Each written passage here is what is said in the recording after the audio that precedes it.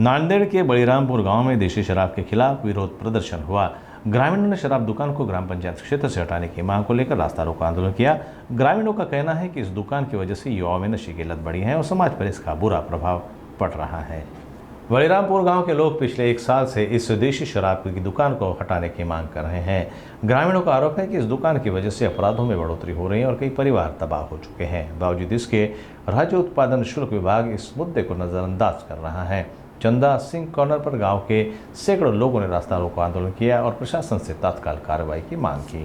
देशी दारूसाठी दुकान स्थलांतरित करण्यासाठी रास्ता रोको आंदोलन केले आणि गावकऱ्यांनी भरपूर प्रतिसाद दिला। 10 तारखेपर्यंत नाही झाले तर आत्मदहनाचा इशारा दिलेला आहे। आज दिनांक 1 एप्रिल रोजी देशी दारू दुकान स्थलांतरित करण्यासंदर्भामध्ये प्रशासनाला आम्ही इशारा दिला होता। त्या संदर्भामध्ये आज रस्ता रोको आंदोलन करण्यात आले।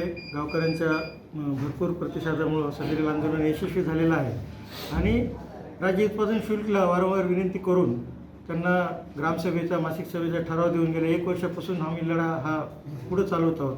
आज 1.5 वर्ष झाले, परंतु प्रशासनाच्या दप्तर दिरंगाईमुळे सदरील दुकान आजपर्यंत स्थलांतरित झालेलं नाही। त्यामुळं सनसीर मार्गाने आम्हाला हे आंदोलन आज करावं लागलेलं आहे। येणाऱ्या 10 एप्रिलपर्यंत जर ही दुकानची फाईल जर त्वरित हल्ली नाही आणि दुकान जर स्थलांतरित नाही झालं तर सरपंच रेणुका इंद्रजी पंचाळ यांनी आत्मदहनाचा इशारा दिलेला आहे। त्यासोबतच गावकऱ्यांनी सुद्धा आज त्यांचं मन बनवलं आहे की सरपंचाच्या या निर्णयामध्ये गावकरीसुद्धा सहभागी होणार आहेत।